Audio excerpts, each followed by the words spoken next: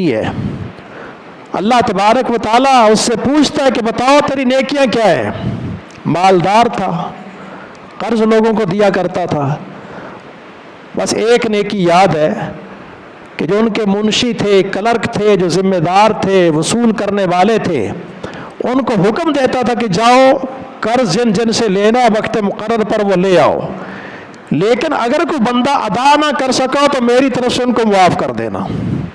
اللہ سبحانہ و تعالی اس بندے سے کہتے ہیں کہ تو نے میرے بندوں کا قرض معاف کیا، آج میں نے تجھے معاف کر دیا، میں نے تجھے جنتی بنا دیا۔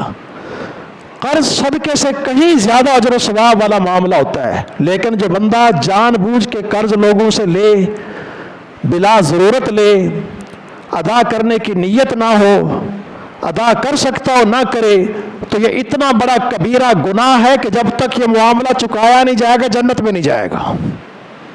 تو اب فرمایا کہ یہ بتاؤ کہ اگر لوگوں کا قرض دینا ہو تو تمہارا کیا اس کے بارے میں خیال ہے؟ جواب ملتا ہے کہ قرض تو ہم ادا کریں گے۔ فرمایا کہ جب تم نے قرض ادا کرنا عام لوگوں کے بارے میں خیال رکھا ہوا اور یہ ہے فَدَيْنُ اللَّهِ حَقُّ أَن تُقْضَىٰ، جو اللہ کا قرض تیری ماں پر تھا وہ اس بات کا زیادہ حق رکھتا کہ تو اس کو ادا کر، تو اس کی طرف سے حج کر۔ حج فرض تھا نہیں کیا، اللہ کا قرض ہے۔ زکوٰۃ فرض تھی نہیں دی، اللہ کا قرض ہے۔ روزے فرض تھے ادا نہیں کیے، اللہ کا قرض ہے۔ اللہ تبارک و تعالیٰ کا قرض زیادہ اس بات کے شایان شان ہے کہ اس کو تم ادا کرو۔ تو یہ ہم نے سوچنا ہے کہ میرے باپ پر، میری والدہ پر، میرے دادا پر دادا، نانا نانی پر، میرے رشتہ داروں پر کہیں ایسا تو نہیں کہ حج فرض تھا اور ان کو مسئلے کا پتہ ہی نہیں تھا، یا مسئلے کا پتہ تھا سستی کی وجہ سے نہیں کر سکے، تو اس قرض کو چکائیے۔ یہ ایک توجہ دلانے والی بات تھی۔ اس کے متعلق خاص طور پر ہمیں غور کرنا ہے، اور زندگی میں ایک بار حج فرض ہے، اس سے زیادہ آپ جتنی بار بھی کرتے رہیں وہ اجر و ثواب کی بات ہے۔ نبی علیہ الصلوۃ والسلام کی حدیث مبارکہ ہے، آپ فرماتے کہ تابعوا بین الحج والعمرہ۔ تابعوا کا معنی ہوتا ہے ایک کام کے پیچھے دوسرا کام، پھر اس کے بعد پھر اس کے بعد پھر اس کے بعد کرتے رہنا۔ حج کرو، عمرہ کرو، عمرہ کرو، حج کرو، فَإِنَّهُمَا يَنْفِيَانِ الْفَقْرَ۔ فرمایا کہ حج عمرے سے انسان کی فقیری دور ہوتی ہے، بظاہر پیسہ خرچ ہوتا ہے، لیکن فرمایا کہ تمہاری فقیری دور ہوگی۔ دوسرے نمبر پر الذنوب، گناہ ختم ہوتے ہیں، اور فرمایا کہ جیسے لوہے کو آگ کی بھٹی کے اندر ڈال دیتے ہیں اور اس کا زنگ اتر جاتا ہے، ایسے حج اور عمرے سے تمہارے گناہوں کا زنگ دھل جاتا ہے۔ اور حج بھی اللہ کا فرض سمجھ کے ادا کرنا ہے، اس میں حرام پیسہ نہیں ہونا چاہیے۔ ایک روپیہ، ایک پیسہ، ایک درہم اس کے اندر حرام کا اگر مل گیا تو یہ کہے گا لبیک اللہم لبیک لا شریک لک لبیک ان الحمد والنعمت لک والملک لا شریک لک، اور اللہ کا فرشتہ اسی وقت نقد اس کو جواب دے گا لا لبیک لک ولا سعدیک، جا بدبخت، اللہ کے نزدیک تیری حاضری نہیں۔ یہ تو ابتدا ہے، اب اتنا لمبا سفر کر کے گیا، بیت اللہ شریف کا طواف کیا، صفا مروہ کی سعی کی، مزدلفہ میں گیا، عرفات میں گیا، مینا میں گیا، قربانی کی، اور عرفات کے اندر جب اللہ تبارک و تعالیٰ کی رحمت سب سے زیادہ بندوں کے قریب ہوتی ہے، اس وقت یہ وہاں پر لمبے ہاتھ کر کے دعا کر رہا ہوگا، یا رب یا رب، اے میرے رب، اے میرے رب۔ اللہ کے پیغمبر نبی علیہ السلام فرماتے رب اشعث اغبر، بکھرے ہوئے بال ہیں سفر کی وجہ سے، غبار چڑھا ہوا ہے، یمد یدے، لمبے ہاتھ کر کے اللہ سے دعا کر رہا ہے، لیکن مطعمو حرام و مشربو حرام، اس کا کھانا حرام کا تھا، اس کا پینا حرام کا تھا، فَأَنَّا يُسْتَجَابُ لَهُ، اس کی حاضری اللہ کے نزدیک قبول نہیں ہوئی۔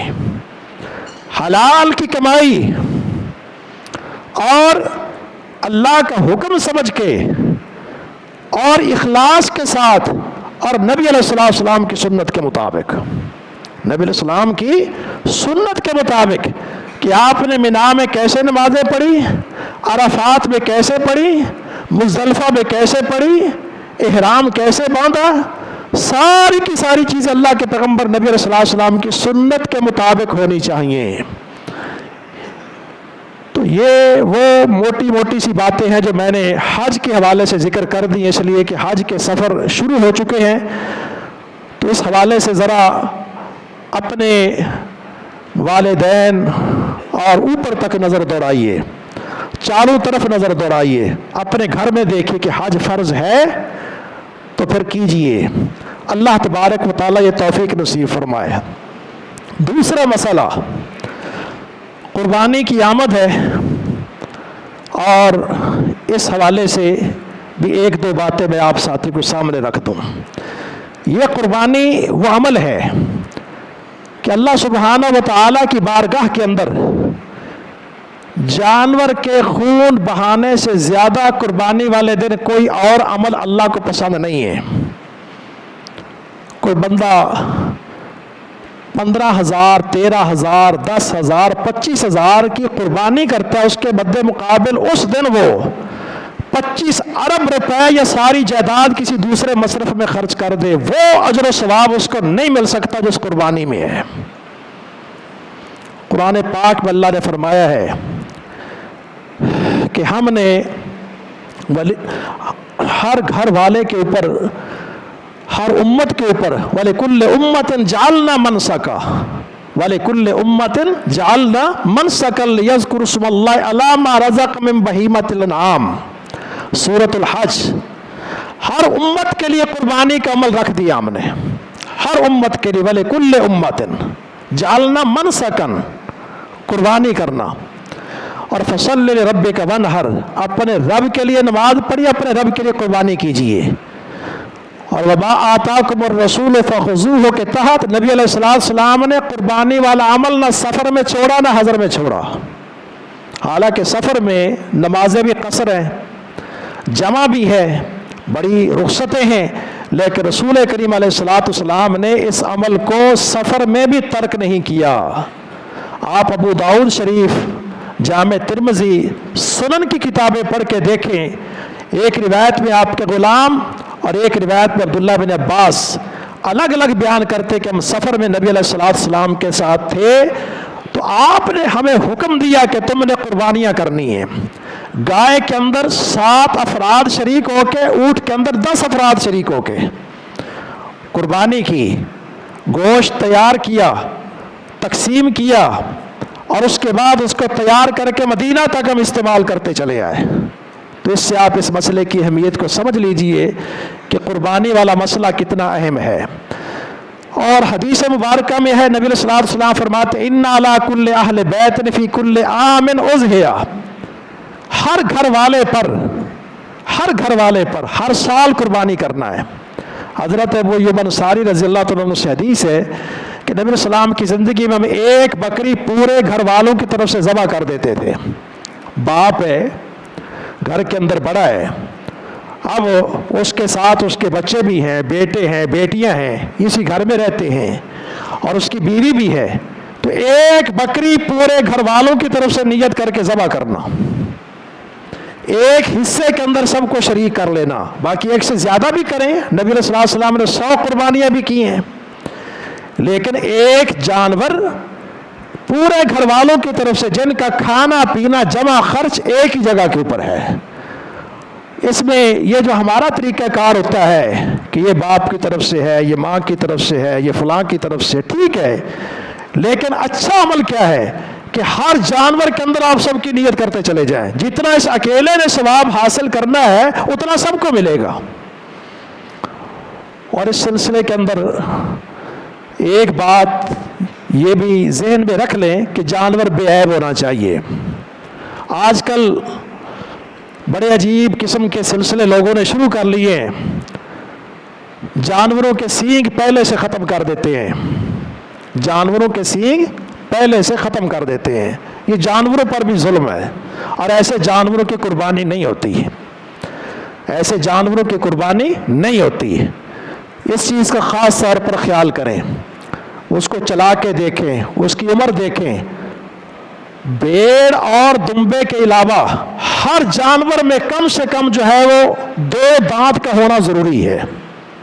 لا تذبحوا الا مسنۃ، مسنہ 2 دانت والے کو کہتے ہیں۔ بھیڑ اور دمبا 1 سال کی عمر کا لگے گا، 8 سال کا 6 مہینے کا نہیں لگے گا۔ اچھی طرح سمجھ لیجئے، یہ جو ادھر ادھر کی باتیں آتی ہیں ان کی کوئی حیثیت نہیں ہے، بیکار قسم کی باتیں ہیں۔ دمبا اور بھیڑ 10 ماہ سے نیچے کا نہیں لگے گا، بکری ہے، گائے ہے، اونٹ ہے، کم سے کم 2 دانت کا ہونا ضروری ہے۔ کان کٹے ہوئے چرے ہوئے نہ ہو، لنگڑا کے نہ چلے، کمزور نہ ہو، سینگ اس کے ٹوٹے ہوئے نہ ہو، یہ سب چیزیں اچھے طریقے کے ساتھ دیکھ کے آپ جانور لے لیں۔ اس سلسلے کے اندر ایک بات اور ذہن میں رکھیں، آپ نے جانور جب خریدا وہ صحیح سلامت ہے، اس میں کوئی عیب نہیں، لیکن خریدنے کے بعد اگر اس کے اندر کوئی عیب ہو گیا یا کوئی مادہ آپ نے خریدا، مثلا گائے خریدی ہے، بکری خریدی ہے، بعد میں پتہ چلا کہ اس کے پیٹ میں بھی کوئی سلسلہ ہے، تو ایسے حالات کے اندر 2 اس کے حل ہیں۔ ایک حل تو یہ ہے کہ اس جانور کو تبدیل کر لیں، اور ایک بات یہ کہ آپ اس کو ذبح کریں۔ صحابہ کرام کے دور میں اس طرح کی باتیں موجود ہیں، اللہ کے نبی صلی اللہ علیہ وسلم کی زندگی میں موجود ہے، ذبح کیا گیا اس طرح کے جانوروں کو۔ اور یہ بھی حکم ارشاد فرمایا کہ اس کی ماں کے گلے کے اوپر جو تم نے چھری چلائی ہے، یہ چھری اس کے پیٹ کے اندر اس کے بچے کے اوپر بھی چل گئی ہے، دونوں کا حکم ایک ہے۔ لیکن اگر عیب پہلے سے تھا، جیسا کہ آج کل بڑی کاریگری کے ساتھ اس طرح کی چیزیں جو ہیں وہ لوگ کرتے ہیں اور ہم ان کے ہاتھوں بیوقوف بن جاتے ہیں، تو ایسے حالات کے اندر اگر پہلے سے عیب موجود ہے، خریدنے کے بعد پتہ چلا ہے، وہ جانور قربانی پر قطعاً نہیں لگے گا۔ اس کا حل کیا ہے؟ آپ اس جانور کو بیچ دیں یا کسی اور کام میں لگا لیں، لیکن اس کی جگہ کے اوپر آپ نے اور جانور لا کے ذبح کرنا ہے۔ یہ قربانی کے والے سے چند ایک باتیں ہیں، 2 مسئلے۔ تیسرا مسئلہ جس سے ہم لوگ بڑے غافل ہیں اور اس کی طرف ہماری توجہ نہیں ہوتی، اور محدثین نے وہ مسئلہ کتاب الاضاحی الضحایا کے آگے یا پیچھے بیان کیا ہے، کسی کتاب میں پہلے کسی میں بعد میں۔ وہ مسئلہ ہے بچے کے عقیقے کا۔ بچے کے عقیقے کا عقیقہ جو ہے یہ بڑا اہمیت والا مسئلہ ہے۔ قربانی کی مناسبت سے ویسے بھی لوگ اس کی طرف توجہ نہیں دیتے، تو میں 1 آدھ منٹ کے اندر اس کے متعلق آپ کو بتا دوں۔ نبی علیہ السلام کی حدیث یہ ہے، کل مولود مرتہن بعقیقتی، ہر مولود، یہ نہیں کہا کہ وہ زندہ یا مردہ ہے، کل مولود، کل کا لفظ ہے، مرتہن رہن رکھا ہوا، رہن کا لفظ عربی کا جو اردو میں استعمال ہے، بعقیقتی اپنے عقیقے کے ساتھ، یہ حدیث ہے۔ ہر بچہ اپنے عقیقے کے ساتھ گروی رکھا ہوا ہے۔ کیا مطلب؟ یہ بچے ماں باپ کی انگلیاں پکڑ کے جنت میں لے کے جائیں گے، ماں باپ کے حق میں سفارش کریں گے، لیکن اگر کسی بچے کا عقیقہ نہیں کیا تو وہ بچہ اپنے ماں باپ کی انگلی پکڑ کے جنت میں لے کے نہیں جائے گا کہ ابا تو نے میرا عقیقہ نہیں کیا تھا، تجھ پر عقیقہ بنتا تھا، اللہ کے پیغمبر کی سنت اور حدیث تھی۔ اپنے ماں باپ کے حق میں سفارش نہیں کرے گا۔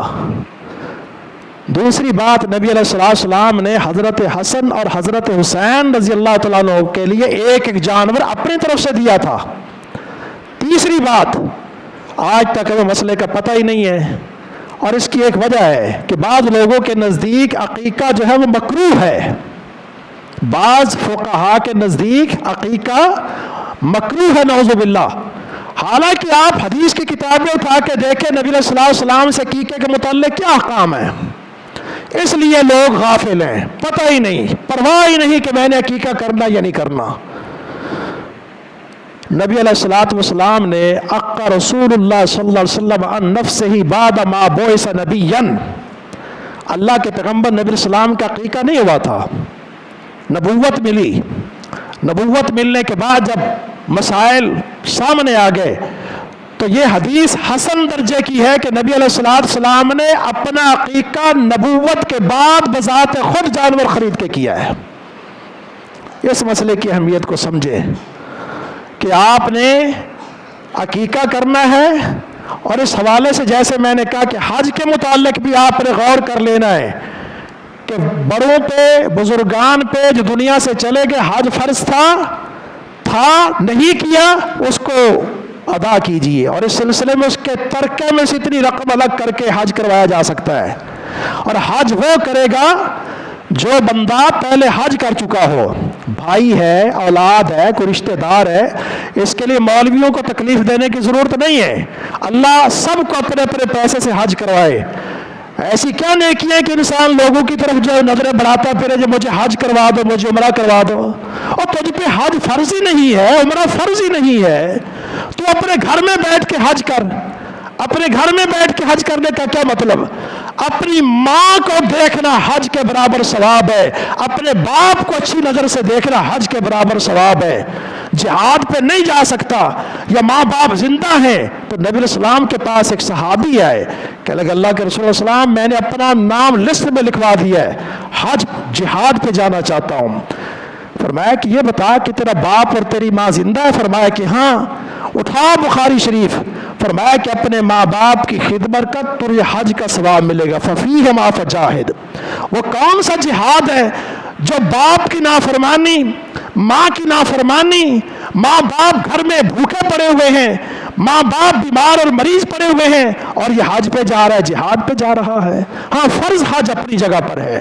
تو بہرحال میں یہ عرض کر رہا تھا کہ اگر آپ کے بڑوں نے حج نہیں کیا یا کوئی مریض حج نہیں کر سکتا، حج بدل کروائے، اور حج بدل کے لیے کیا ہے؟ وہ بندہ حج کرے گا جس نے اپنا حج پہلے سے کیا ہوا ہو۔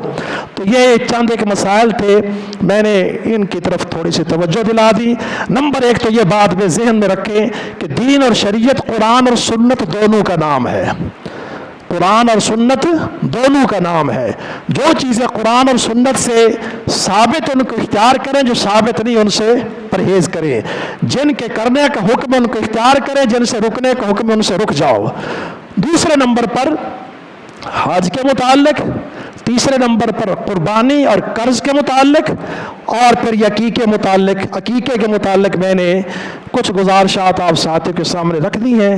اللہ تبارک و تعالی ہمیں نیک عمل کی توفیق نصیب فرمائے۔